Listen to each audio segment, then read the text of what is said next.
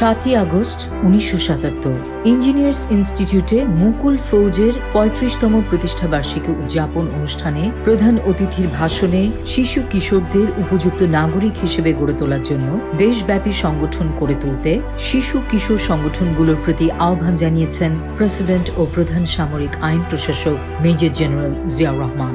ভাষণে দেশের ভবিষ্যৎ বংশধরদের যাতে দেশ গঠনে আগ্রহী করে গড়ে তোলা যায় তার উপর বিশেষ গুরুত্ব আরোপ করেছেন প্রেসিডেন্ট। তিনি বলেন, আমাদের ভবিষ্যৎ বংশধরদের উপযুক্ত নাগরিক হিসেবে গড়ে তোলার দায়িত্ব আমাদেরই। এই প্রচেষ্টায় অবশ্যই আমরা সফল হব।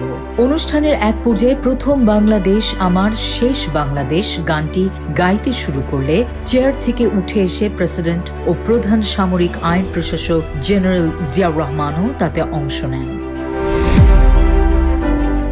7ই আগস্ট 1978 ধামরাইয়ে পল্লী চিকিৎসকদের প্রথম ব্যাচের শিক্ষা কোর্সের উদ্বোধনকালে প্রেসিডেন্ট জিয়াউর রহমান ঘোষণা করেন যে পল্লী চিকিৎসক কার্যক্রমের অধীনে আগামী 5-6 বছরে প্রতিটি গ্রামের জন্য একজন করে চিকিৎসক তৈরি হবে। তিনি বলেন, এই কার্যক্রম দেশের চিকিৎসা ও স্বাস্থ্য ক্ষেত্রে নবদিগন্তের সূচনা করবে।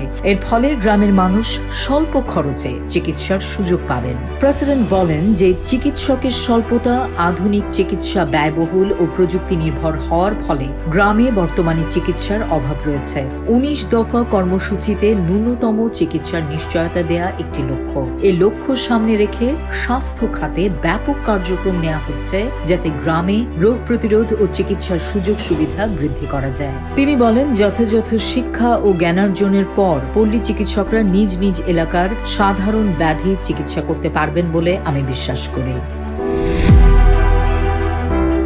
7ই আগস্ট 1979 প্রেসিডেন্ট জিয়াউর রহমানের অনন্য উদ্যোগ গবাদি পশু বীমা প্রকল্প চালু করার বিষয়টি পরীক্ষা নিরীক্ষা করে দেখছে সরকার। প্রকল্পটি চালু করা গেলে গ্রামীণ জনপদে অর্থনৈতিক গতি আরো বাড়বে বলে মনে করা হচ্ছে। 7ই আগস্ট 1980 আগামী সেপ্টেম্বরে বাংলাদেশের প্রেসিডেন্ট জিয়াউর রহমান ও ভারতের প্রধানমন্ত্রী ইন্দিরা গান্ধীর মধ্যে বৈঠক আয়োজনের চেষ্টার কথা জানিয়েছেন দেশটির পররাষ্ট্রমন্ত্রী নরসিংহ রাও। আগামী 16ই আগস্ট ভারতের পররাষ্ট্রমন্ত্রী বাংলাদেশ সফরে আসছেন। এ সময় বৈঠকের সময় নির্ধারণ করা হতে পারে বলে জানিয়েছেন তিনি। 7ই আগস্ট 1980 প্রেসিডেন্ট জিয়াউর রহমানের সভাপতিত্বে অনুষ্ঠিত জাতীয় অর্থনৈতিক পরিষদ NECর বৈঠকে একটি পূর্ণাঙ্গ যুব নীতি চূড়ান্ত করার জন্য যুব উন্নয়ন মন্ত্রণালয়কে নির্দেশ দেওয়া হয়েছে।